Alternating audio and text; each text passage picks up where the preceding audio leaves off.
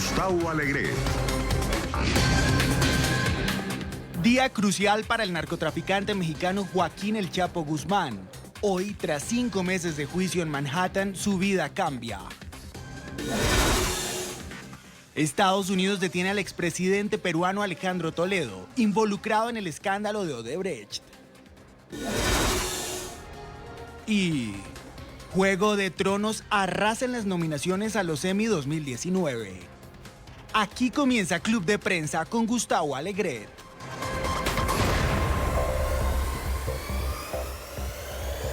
10:30 de la mañana en la costa este de Estados Unidos, en Washington, en Nueva York, también en Caracas y en Santiago de Chile, el día en el que se acaba de conocer hace minutos la decisión de la Corte de Nueva York sobre lo que se ha venido a llamar el juicio del siglo. El juicio que durante 5 meses ha puesto de relieve las atrocidades, las irregularidades de quien es conocido como el mayor narcotraficante, el más conocido de México, Joaquín Guzmán Loera, también apodado como El Chapo. En las puertas de la Corte, en esta noticia de última hora, Alejandro Rincón. Alejandro, buenos días. La noticia no sorprende porque confirma lo que se esperaba. ¿Cuáles son las reacciones? Hola Gustavo, es un gusto conectarme con ustedes en Club de Prensa, en donde el juez Brian Cogan de la Corte Federal del Distrito Este de Nueva York ha reafirmado lo que pedía ya la Fiscalía a cargo de la causa: cadena perpetua más 30 años de prisión, en una audiencia que tuvo incluso tonos dramáticos. Habló una víctima del líder del cártel de Sinaloa. También habló el propio Chapo Guzmán para quejarse directamente de sus actuales condiciones de encarcelamiento, para permitirles a ustedes tener un contexto adicional sobre lo que significa esta decisión de la justicia de los Estados Unidos. Le damos la bienvenida a Club de Prensa, ya en NTN 24, a Barry Dionerine, abogado penalista, a quien le vamos a consultar directamente sobre el mensaje que envía hoy el gobierno de los Estados Unidos con esta sentencia de prisión. ¿Qué quiere decirle hoy la justicia de la Unión Americana al mundo, Barry? No, claro que sí. El juez aceptar la petición de la Fiscalía imponer la sentencia mandatoria de cadena perpetua más 30 años adicionales, está enviando un mensaje fuerte a todo el mundo. Él quiere decir que los narcotraficantes en el mundo, si ellos vienen aquí a los Estados Unidos para enfrentar el sistema de justicia que tenemos aquí, ellos van a sufrir todo el castigo que la ley permite. El Chapo para el gobierno y para el juez es un ejemplo para mostrar su fuerza, sus recursos y su habilidad de aplicar la justicia a los hombres violentos, a los casos graves que tenemos aquí en Nueva York y en todo el país. Anticipadamente, a NTN 24, los abogados del señor Guzmán Loera anticipaban que van a apelar este juicio y la decisión. ¿Hay alguna posibilidad a futuro para el Chapo? ¿Tiene algún camino, Barry? Ellos sí tienen el derecho a apelar la sentencia, a apelar el veredicto en su contra, y ellos yo creo que ellos hoy en la Corte estaban dándonos una prevista, estaban ensayando los argumentos que ellos van a usar para hacer la apelación. La base de la apelación seguramente va a ser la mala conducta de los jurados en seguir las noticias. Vale, Barry, muchas gracias por estos minutos para NTN 24. Justo ahora entrega declaraciones Jeffrey Lichman, el abogado del Chapo. Vamos a escuchar la reacción a la sentencia.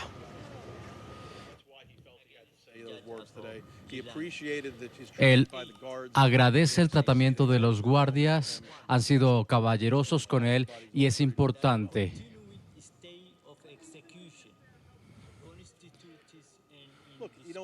Vean, queríamos un resultado justo. No vinimos aquí a decirles después de su detención que quizá la decisión no sería la correcta. Solo lo que quería decir era que quería un juicio justo. No me importa si es imputado en el Bronx.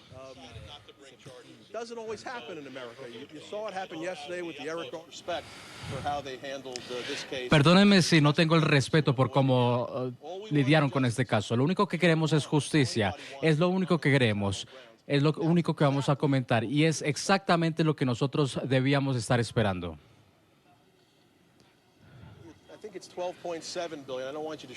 Bueno, no conozco muy bien la cifra. pero es una ficción, es parte del show en el juicio. Han estado buscando por bienes por mucho tiempo, antes de llegar a los 12,7 mil millones de dólares. ¿Cómo consiguieron eso? Entonces, yo no sé si alguna vez vamos a ver algo de eso. Es una ficción, todos lo sabemos, es parte del show. Fue un cálculo magnífico, el número de árboles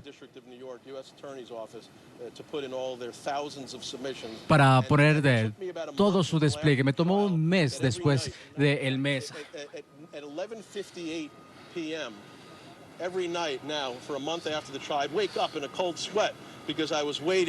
Porque yo estaba esperando por las diferentes páginas. Mi alarma estaba a las 6 de la mañana y mi alarma interna estaba a las 11 de la noche, porque todas las noches teníamos una larga lista de sumisiones que nosotros teníamos que leer y responder antes del próximo día de juicio.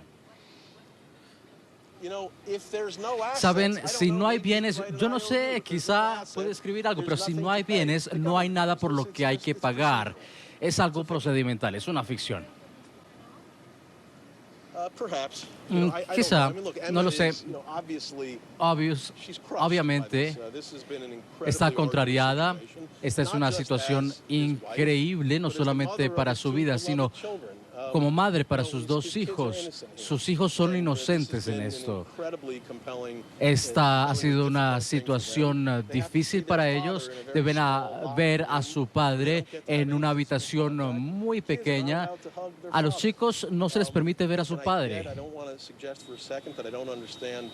No entiendo alguna de las medidas de seguridad del gobierno.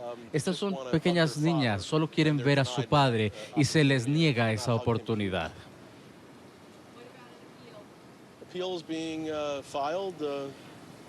Bueno, se está presentando el caso de la apelación. Y sí, hay asuntos aquí importantes relacionados obviamente con el juicio, las examinaciones del caso que nunca he visto en mis 20 años de carrera, pero lo entiendo. Esta fue una acusación, un show, necesitaba mostrarle al mundo que hacemos mejor las cosas aquí y que Estados Unidos sabe cómo manejar su sistema de justicia. Y de nuevo, lo hemos visto hoy con el caso de Guzmán. No siempre es lo mejor. Somos los mejores del mundo, pero no siempre somos excepcionales. ¿Alguna otra pregunta?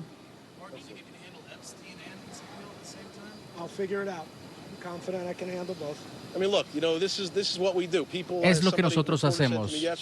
Alguien me decía ayer, tienes que ser cuidadoso con quien decides representar. Hay muchos abogados que me han dicho no abordar este caso, muchos abogados que me dijeron no abordar ciertos casos, que por años me dicen que no lo haga, porque necesitas ser más cuidadoso y proteger tu carrera. ¿Saben qué? Estamos aquí para vivir una vez en la vida, que se jodan.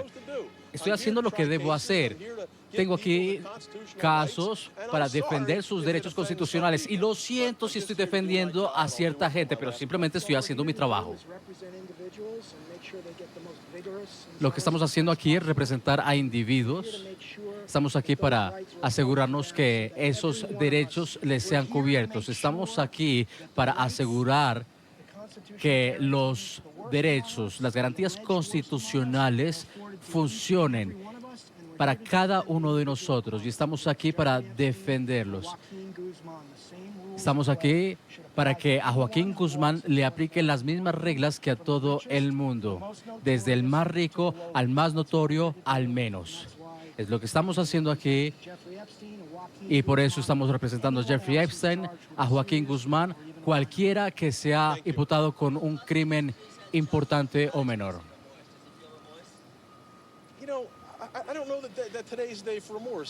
¿Saben? No sé si hoy nos dé para más. basado en su juicio, que dijeron que era culpable. ¿Saben qué? Quizá deberían decirles a usted más por qué no lo escucharon y por qué le ha mentido al juez. Entonces, respetuosamente, saben, yo no sé qué están esperando el día de hoy. Por supuesto que no. No sé por qué las reglas son diferentes para Joaquín Guzmán. Él quería justicia y hay una falta de justicia. Gracias. Nosotros asuntos importantes para la apelación, algunos fueron presentados el día de hoy, las condiciones inhumanas de confinamiento, en este caso, que podría interferir en la capacidad de cualquier persona de defenderse. No importa cuán graves sean las acusaciones, él vino aquí con la presunción de inocencia, como todos nosotros. Él fue sometido a condiciones que, seamos sinceros, equivalen a una pena de muerte. Eso no es justicia en Estados Unidos y en ningún lado. Seguramente eso saldrá en la apelación. Les explicarán las formas problemáticas en las que el caso ha sido enfrentado solamente para preservar un veredicto, porque como lo han dicho, este caso ha sido manejado de manera tan fea y Dios sabe qué habrían revelado. Estas son acusaciones fácticas y son apenas la cumbre del iceberg. Entonces, este veredicto está ensombrecido y nosotros no sabemos el alcance de la verdad. Hay aquí denuncias serias. Este juez salió y dijo, un gran número del panel mintió en la cara del juez. Y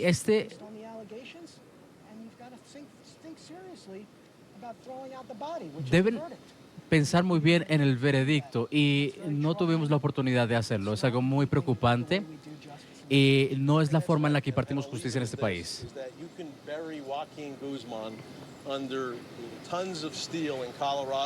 Ustedes ven a Joaquín Guzmán caminando bajo decenas de columnas de hierro, pero no hay ningún caso de mala conducta en esta situación. Saben, yo espero que sean 60 días. Yo lo presumo. De hecho, podría ser un paseo en el parque equivalente a eso en comparación a lo que él ha tenido que pasar. Gracias.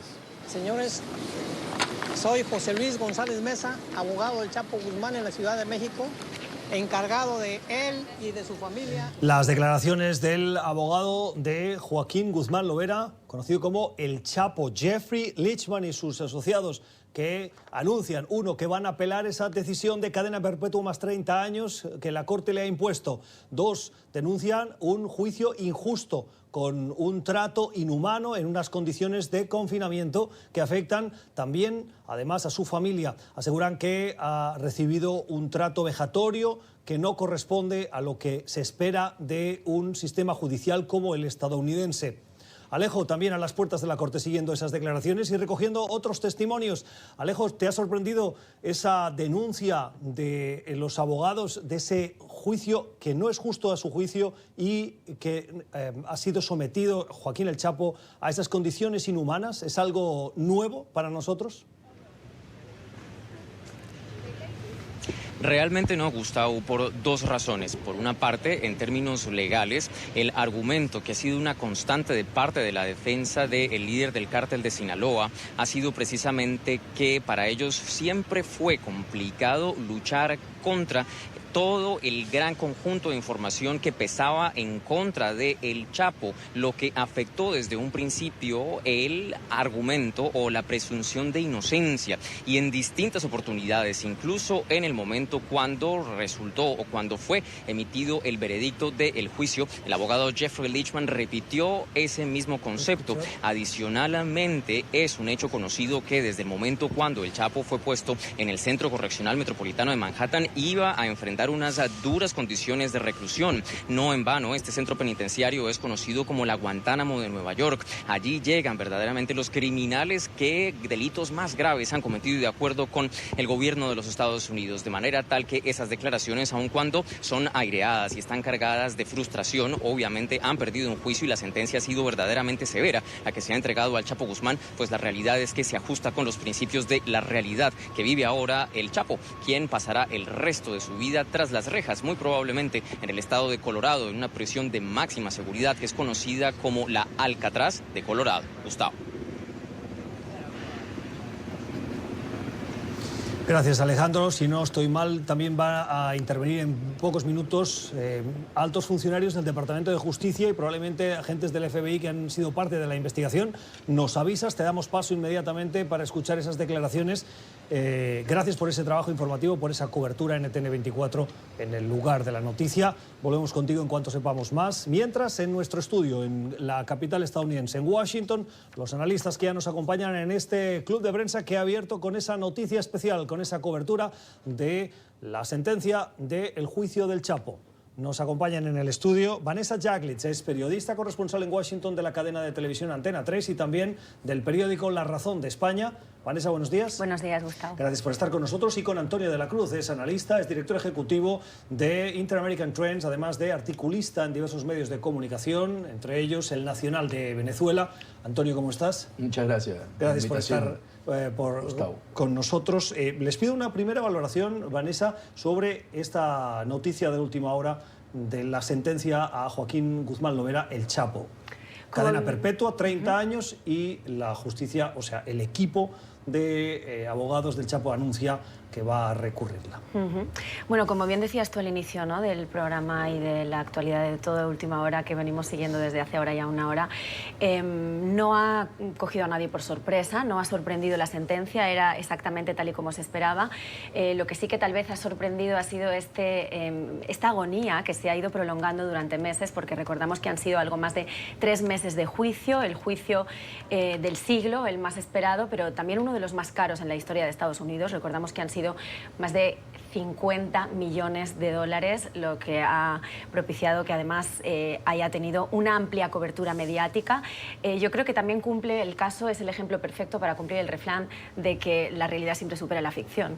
Y no me sorprende que después de todo este caso, en los próximos meses, si no semanas, vamos a empezar a ver ya a nivel cinematográfico cómo le van sacando pues, todo el partido, ¿no?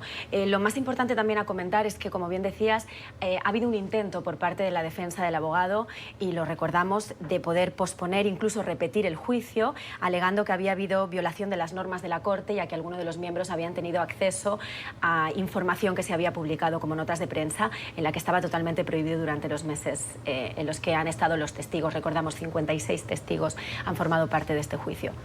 Sí, y 14 ex socios, entre los que están una examante y gente que eran socios de él en el negocio. Entonces, es un caso muy completo para mí en términos de la sentencia. Yo creo que su abogado defensor, por supuesto, va a buscar la apelación, pero a un tribunal superior. Sin embargo, creo que va a tener poco éxito al final, porque además, en el caso del Chapo, lo que se quiere es ejemplarizar por su notoriedad, por lo que es el Chapo, en el sentido de lo que significó el manejo de los sobornos. Algunos testimonios dicen que Peña Nieto recibió $100 millones, aunque el presidente López Obrador dice que no hay pruebas para ello y por lo tanto no inicia. Entonces hay una serie de detalles detrás de esa historia legendaria del Chapo, y como dice Vanessa, que se van a hacer películas, novelas. Entonces eso es lo que básicamente se condena la notoriedad, se condena la amenaza que era para el gobierno mexicano y que ellos mismos no pudieron manejar porque se les escapó 2 veces. Entonces vemos en el Chapo que cualquier capo, porque hoy se cree que no es el máximo capo de México, hay hay capos que están manejando mucho más volúmenes de droga, aunque se apela a que se está pidiendo 12.000 millones de dólares, que puede ser su movimiento en términos de droga. Es un capital de una empresa más que un PIB de algunos países pequeños del mundo, lo que maneja el Chapo. Entonces, en esas dimensiones es que estamos viendo la condena hoy de cadena perpetua. Dos consideraciones que me gustaría que analizáramos. Una, como decías, Antonio, lanza un mensaje. Realmente es un mensaje potente el de una condena tan contundente como esta a otros líderes del narcotráfico. Cuando cayó Joaquín El Chapo Guzmán, tomaron el relevo otros cárteles, incluso incrementó la violencia. ¿El mensaje va a resonar o va a mantener esa actividad de narcotráfico incluso con una defensa mucho mayor, sabiendo que el futuro puede ser el mismo que le ha esperado a El Chapo Guzmán?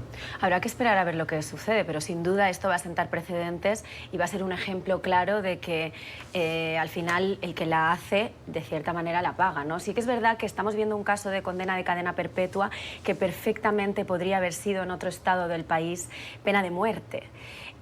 Sin embargo, hubo un previo acuerdo por parte de México y del gobierno de Estados Unidos cuando se puso adelante y se implementó el acuerdo de extradición entre ambos países. Entonces, seguramente, como bien decías, Gustavo, sí que sentará precedentes, pero habrá que esperar a ver qué es lo que sucede con las próximas personas que incluso podrían estar implicadas en casos como el del Chapo.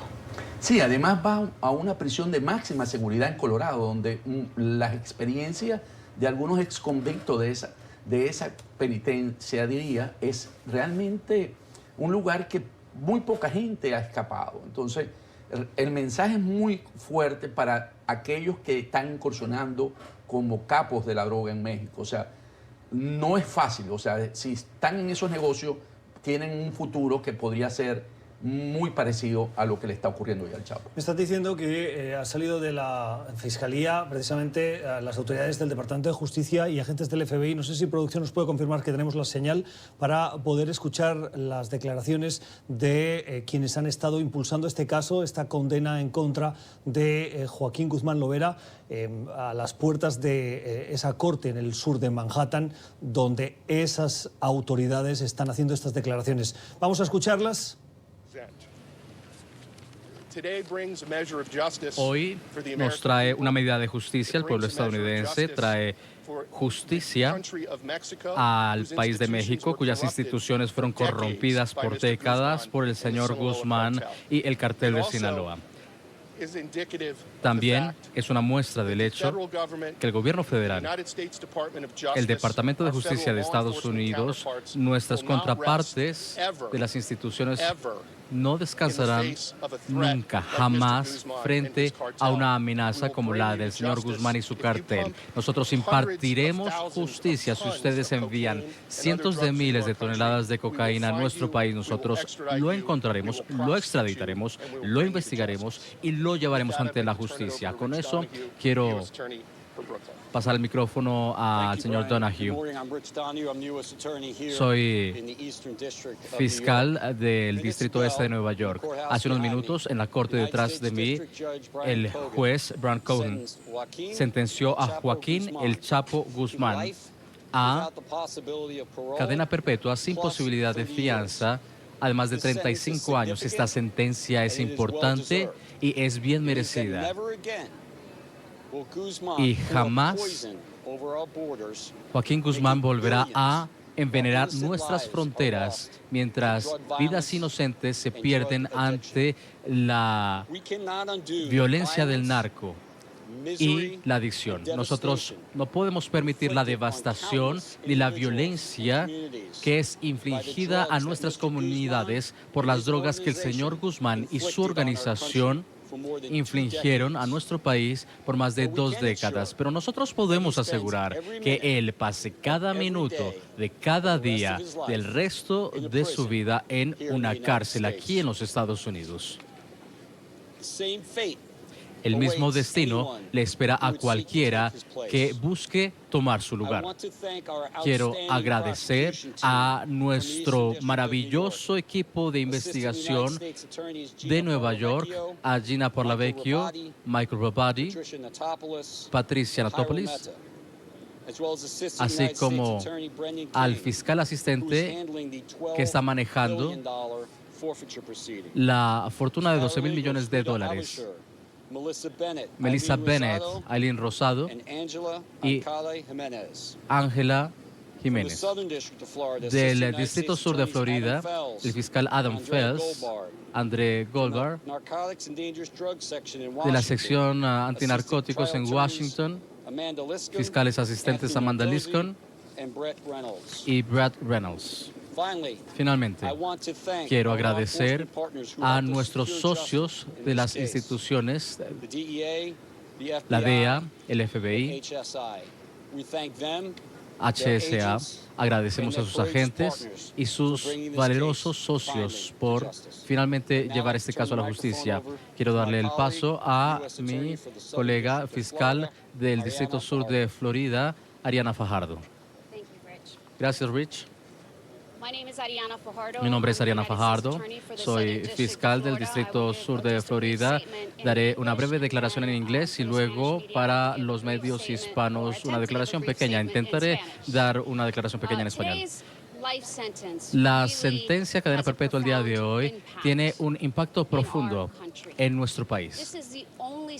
Esta es la única sentencia que puede dársele a alguien que ha pasado toda una vida envenenando las calles de nuestras comunidades. Esto no es algo que simplemente pudo haberse hecho por una sola persona. Mientras miraba yo alrededor de la corte, estaba muy impactada por el número de agentes y de fiscales, de investigadores y los años, las décadas de evidencias que fueron reunidas para llegar a esta sentencia. El impacto de la sentencia de hoy no puede ser subvalorado. El mundo ha sido testigo de la brutalidad del cartel de Sinaloa y de su líder. Esto es muy importante para nosotros, para nuestra comunidad y para nuestro gobierno. Quiero agradecer a todos los agentes que pudieron sacar a relucir la evidencia que salió en este caso. Es por ellos, por sus décadas de trabajo, que estamos ahora en un mundo que ahora conoce quién es el Chapo, un narcotraficante que haría todo lo posible para mantener su nefasto imperio, incluyendo secuestros, corrupción, tortura y asesinatos.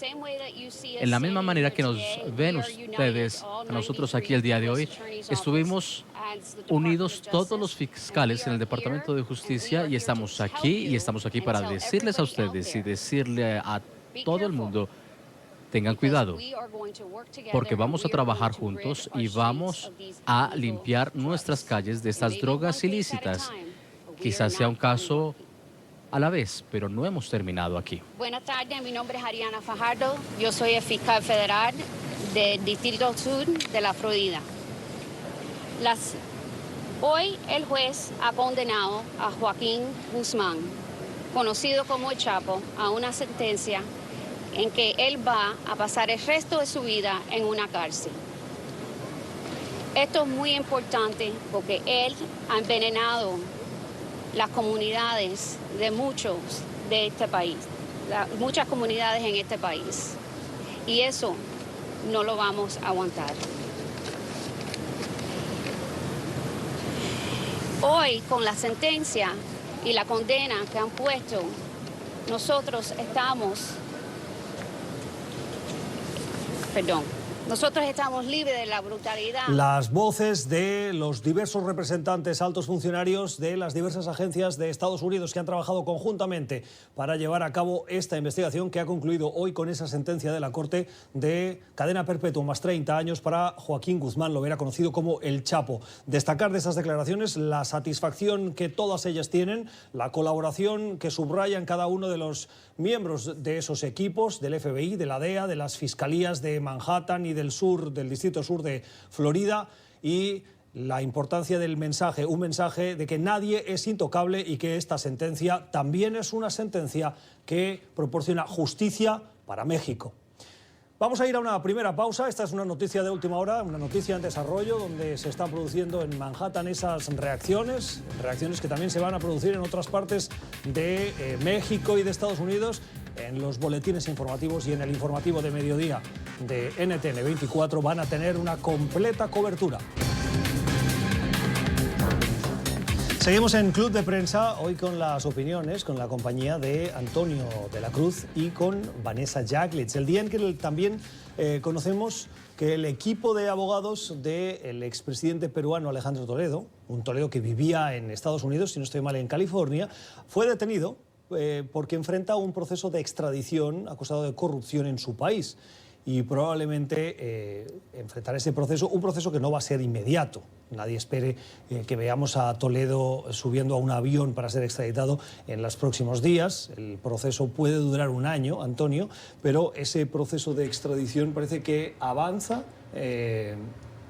y que si la detención se ha confirmado es que se activan todos los procedimientos legales para que se pueda producir en caso de que la justicia lo autorice. Sí, eso se hizo gracias a la Unidad de Cooperación Judicial Internacional que fue solicitado por Perú a Estados Unidos, y este juez tomó la decisión. El viernes va a juzgar, va a empezar el proceso de extradición del expresidente Toledo por los casos de soborno, o más que de soborno, de cohecho de Odebrecht, ¿no? Entonces, es un proceso largo, ¿verdad? Porque en ese momento él va a determinar si lo juzga bajo custodia o en libertad condicional pagando ¿cómo se llama? ¿Una fianza? Una fianza, correcto. Entonces, es un proceso que inicia y que puede tomar de 6 a 1 año. El abogado defensor sostiene de que él piensa, de Toledo, que él piensa que no cumple con las causas porque se le persigue como un hombre, un preso político o alguien que tiene una... Esto ya forma parte del manual, ¿no? Cada vez que a alguien le detienen en el exterior o le abren una causa judicial después de haber dejado su responsabilidad política, al nivel que sea, la respuesta habitual es que soy un perseguido político. Es que me persiguen. Ese es el lado de que la defensa está buscando esgrimir y decir que eso. Pero lo que pasa con Toledo es muy importante porque el mismo operador de Odebrecht en Perú dijo que le entregó $20 millones. Hay unos que dicen que son 30. Y con eso, antes de entregarle las obras, las grandes obras para ejecutar. ¿Y eso qué hizo? Básicamente eso permitió abrir otros casos que se le asociaban a la suegra para recibir dinero. Entonces, porque hay 2 delitos, el delito de cohecho y el delito de lavado de dinero. Entonces, en el caso de los otros líderes importantes como Keiko Fujimori, el mismo Ollanta Humala, recibieron plata de Odebrecht para su campaña, pero eso es lavado de activos. Mientras que aquí hay un hecho de cohecho. De hecho, se habla hasta de 35 millones, que sería lo que habría aceptado en sobornos, y precisamente todas estas acusaciones ante fiscales las levantó el pasado mes de marzo uno de sus colaboradores más cercanos, un empresario, que ante el juez también dijo, bueno, ante los fiscales, dio toda esta información que a él le ha comprometido ahora, ¿no? Sabemos que la detención tuvo lugar en California, no sabemos concretamente cuándo, lo que sí sabemos es que la próxima cita... ¿Dónde? Digo, no sabemos exactamente dónde ha sido de California, no han especificado más información. Lo que sí sabemos es que el próximo viernes va a tener lugar la primera audiencia ante el juez y allí se verá cómo se enfrenta todo este proceso de extradición, si lo hará detenido o si lo hará mientras tanto en libertad.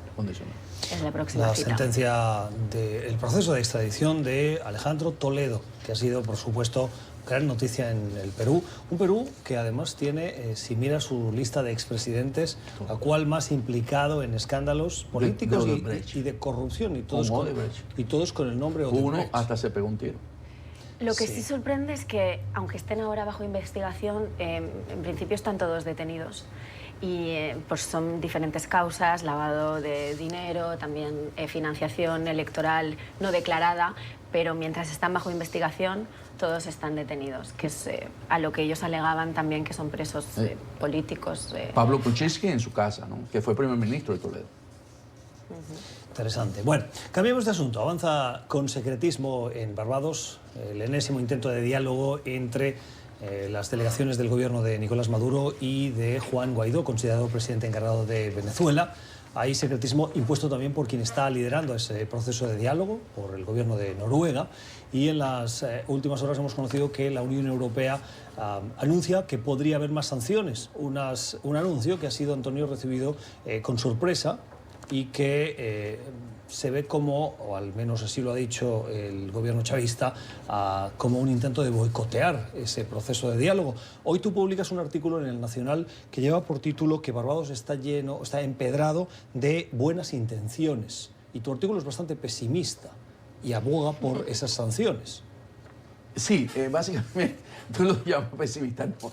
Lo que digo... Bueno, es un artículo en el que estás pidiendo que continúe la presión, que haya más sanciones. Es correcto. Cuando tú estás dialogando con alguien y le estás pidiendo que le vas a poner sanciones y le impones sanciones, incomodas el diálogo y probablemente contribuyes a que no dé un buen resultado. Lo que pasa es que si vemos las declaraciones de los representantes de Maduro, siempre andan alargando los tiempos para ver cómo manejar la situación. Entonces, en ese sentido, ha habido experiencia en el pasado donde no se ha llegado a feliz término, 2016, 2014, y es necesario acotar este camino para resolver la crisis en Venezuela, y en eso la Unión Europea, con la declaración ayer de la Mogherini, ella dice que si no se alcanza... Federica Mogherini. Federica, sí. Si no se alcanza en corto plazo una hoja de ruta para salir de la crisis, van a imponer sanciones. Y además acordaron imponer sanciones a los 28 países, por primera vez en unanimidad todos, ¿verdad? A los que, al capitán de corbeta Acosta, que fue, entre comillas, muerto, asesinado en los calabozos. Sin comillas, ¿no? Fue torturado y como consecuencia de las torturas murió. Es decir, es un asesinato. Un asesinato, correcto, en los calabozos del régimen. Entonces, en ese sentido, es importante ponerle la máxima presión porque es la única manera que ellos entienden, porque recordemos que los hijos de los que están en el poder en Venezuela con Maduro viven en Europa. Entonces, si tú empiezas a acercarle esa comodidad de la familia, porque ya no pueden venir a Estados Unidos porque se sienten perseguidos y se sienten intimidados en qué puede hacer. Entonces, Europa ha sido la opción. El concepto de perseguido e intimidado sería muy interesante que lo contrastásemos con lo que ellos podrían sentir y lo que sienten miembros de la oposición en Venezuela. Y me gustaría ver si esas declaraciones de que estoy siendo perseguido porque mi apellido es el que sea Cabello o Maduro aplica, porque la verdad llama mucho la atención. De las declaraciones que decíamos ahora de Mogherini, Vanessa, dicen resultados concretos. ¿Qué son resultados concretos? Yo creo a todo esto quería puntualizar que este tema hubiera tenido muchísima más trascendencia si no hubieran estado sucediendo a la vez otras cosas. Llevamos ya una semana este inicio de semana arrancado muy entretenida en Estados Unidos con todo lo que está sucediendo en la Cámara de Representantes y también ahora con el tema del Chapo. Pero es importante lo que puntualizaba Antonio. Son 28 los países, ahora el bloque de la Unión Europea que ya se está posicionando como no lo ha hecho hasta ahora a pesar de todos los meses que se lleva. Y como bien decías tú ahora, esto viene de un informe en el que se han hecho 558 entrevistas a testigos y a víctimas de esta vulneración en Venezuela. Entonces, creo que es importante puntualizar también que estas medidas, que no se sabe aún cuáles serán, sí que van a ir en aumento. Las sanciones van a ir directamente a los militares que están con todos los temas de seguridad de Venezuela, pero también, y ya para terminar, hay que decir que ha habido ya réplica de Maduro y está diciendo que esto es probablemente lo que pueda justificar que haya finalmente una intervención militar en Venezuela. Bueno, veremos si eso sucede porque hay muchas voces escépticas con la intervención militar. En cualquier caso, hoy en el Consejo Permanente, de hecho a esta hora se está reuniendo ese Consejo Permanente de la Organización de Estados Americanos que analiza el informe de Michelle Bachelet, una petición, un Consejo Permanente ordinario con voces que van a poner de relieve esas denuncias, esas atrocidades que se están cometiendo en Venezuela. Crímenes de lesa humanidad, para llamar. Las 12:15 en Buenos Aires, en Montevideo y en Brasilia, el día en el que también nos fijamos en la decisión del gobierno de Bolsonaro de ratificar su intención de nombrar al hijo del presidente, a Bolsonaro, Eduardo Bolsonaro, gracias Antonio, para ser embajador en Washington. ¿Es un caso de nepotismo? Lo que pasa es que Eduardo Bolsonaro es una persona que ha hecho carrera política. Si bien cierto no es diplomático, y Itamaraty en eso es muy exigente, porque en el caso del gobierno de Lula, si bien cierto, él nombró gente adepta a su partido, pero era gente de la Cancillería. En este caso es la primera vez que van a nombrar un representante de tal nivel en Estados Unidos como embajador de Brasil, que es un país importante para nuestra región, el país más grande. Y en ese sentido y especialmente con la buena relación que hay entre Jair Bolsonaro y Donald Trump. Entonces, ahí hay un paralelismo interesante, ¿no? Cómo él toma esa decisión después, sobre todo, de haber aprobado la reforma, porque le pasó la reforma del seguro, de la parte social, del seguro social, y él logra ahora... Sistema de pensiones. El sistema de pensiones, sí. Y él logra ahora colocar a su hijo como representante aquí en Estados Unidos.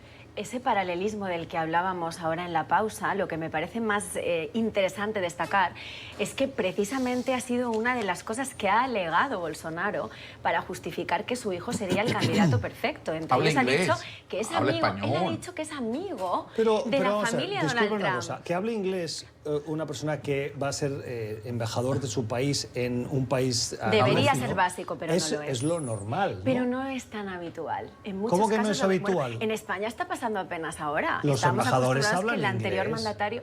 Sí, es lo mínimo que podemos esperar, pero no es... Mandatorio. Exacto, y no es esencial y lo hemos visto en otros países. Lo que quería comentar aquí es que él ha justificado que su hijo Eduardo es amigo de la familia Trump, de sus hijos, que ha vivido, bueno, de hecho él mismo lo ha dicho, primero parece que dejó un poco la noticia y generó tanto conflicto en el país que él dice que eso ya es un buen síntoma, porque apenas el pasado miércoles su hijo Eduardo cumplió 35 años, que es la edad mínima que se requiere para poder ser embajador, y entonces ya parece que soltó, como decimos, a las fieras, ¿no?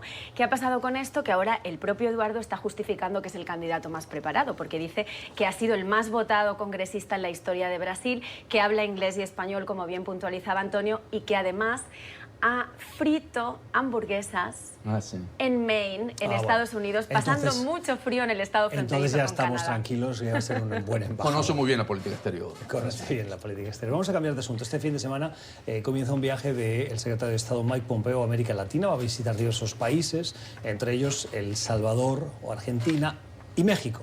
Nos llama la atención particularmente la reunión que va a mantener en México con su homólogo, el canciller Marcelo Ebrard. Dice que van a hablar de cuestiones migratorias y comerciales, particularmente en un momento en el que Estados Unidos ha endurecido sus criterios para la solicitud de asilo y en el que transcurre ese periodo prudencial después del acuerdo entre Estados Unidos y México para evitar imponer las sanciones de los aranceles del 5%, incrementándose cada mes, porque llegaron a un acuerdo. Y parece que esta administración está contenta con la respuesta que está teniendo de México en su lucha contra la inmigración irregular. Sin duda, y por lo menos es la imagen que están ofreciendo, que yo creo que precisamente esta reunión del próximo domingo va a estar cargada de simbolismo precisamente por esa misma razón. Son varios los frentes que tienen abiertos. Por ahora, México también ha hecho grandes esfuerzos por demostrar que está poniendo medidas directas en la frontera para poder evitar esos aranceles, esa amenaza de aranceles impuesta por el presidente Donald Trump. Y también ayer mismo el canciller lo anunciaba en sus redes sociales, que va a tener lugar esta reunión y que, como bien decía, se van a hablar de otros temas que tienen en marcha, todos vinculados a la inmigración, que además, recordemos, va a ser clave para esta nueva batalla electoral que estamos encauzando aquí en Estados Unidos, porque lo anunciaron hace apenas unos días.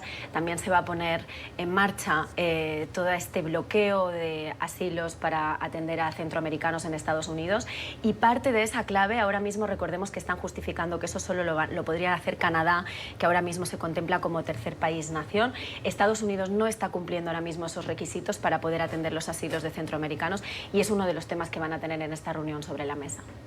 Sí, básicamente van a hacer una revisión del acuerdo, ¿no? De los 6.000 hombres que asignaron para proteger las fronteras del sur, México en ese sentido. Para controlar la entrada de migrantes. Sí, para protegerla o para controlar, como tú la quieres llamar. Y entonces vemos cómo un hombre como López Obrador, ¿verdad?, ha aceptado esas condiciones, un hombre de avanzada, de izquierda.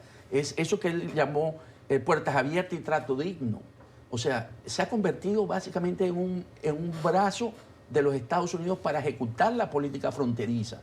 Esa es una parte que llama la atención en esa reunión, porque básicamente va a chequear cómo va por la amenaza del 5% en las tarifas. Y recordemos que en México están el 30% de la producción de partes de la empresa automotriz norteamericana.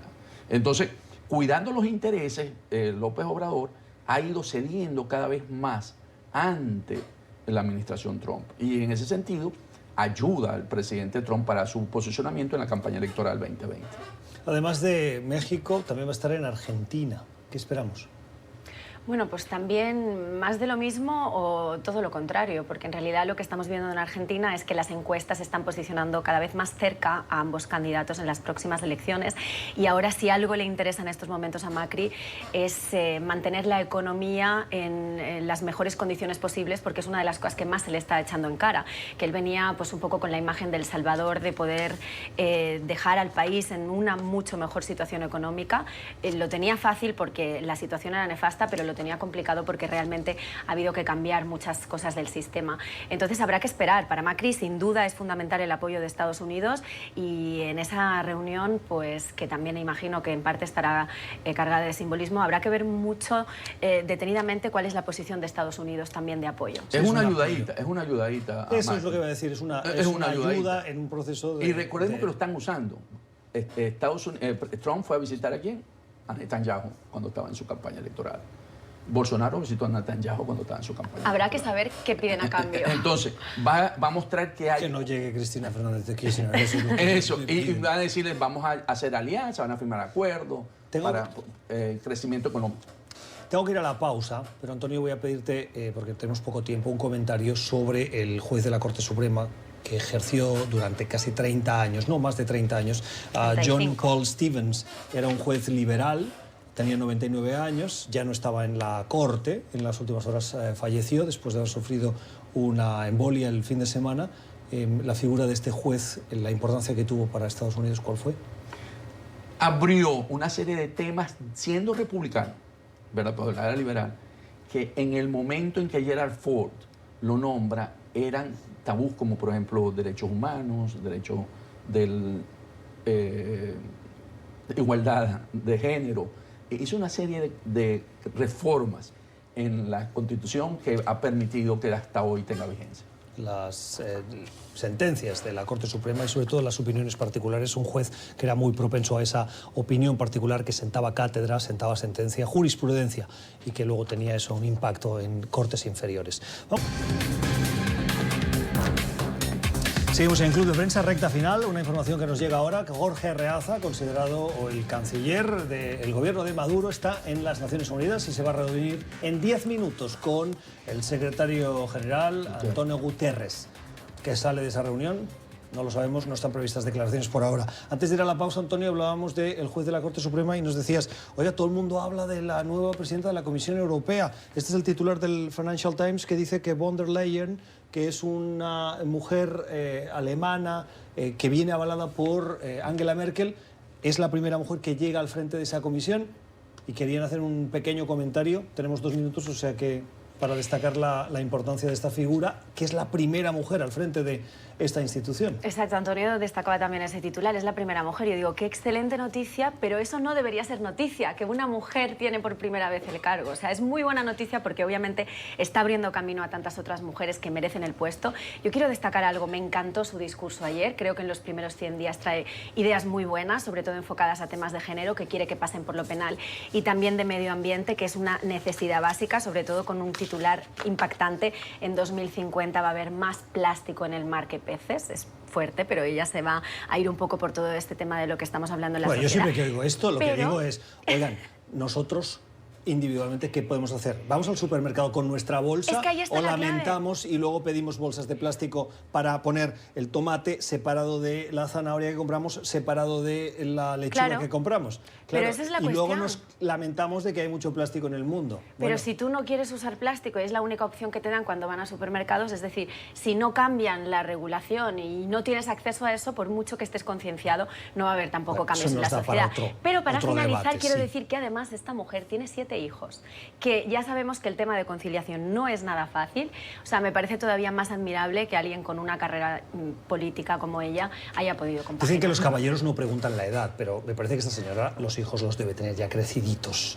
Por lo tanto, la conciliación la debe tener fácil. 7 hijos, Tal vez la tuvo. Fue ministra, pero la tuvo, Antonio. Es importante porque ella viene del Partido Popular, entre comillas, alemán, ¿verdad? Del Partido Conservador, y ella no tenía la mayoría. Entonces logró con su discurso que el Partido Socialista la apoyara, los liberales lo apoyaran, los verdes la apoyaran, y sacó la mayoría. Y está muy bien preparada, o sea que... A mí también me causó muy buena impresión su primer discurso. Las noticias que se han sucedido hoy en este club de prensa sobre la marcha se las hemos ido contando. Bien informado se va después de haber pasado usted por Club de Prensa con las opiniones también, el análisis de Vanessa Jaglitz y Antonio de la Cruz. Gracias por la generosidad de su tiempo. Nosotros volvemos mañana. Les deseamos una feliz jornada.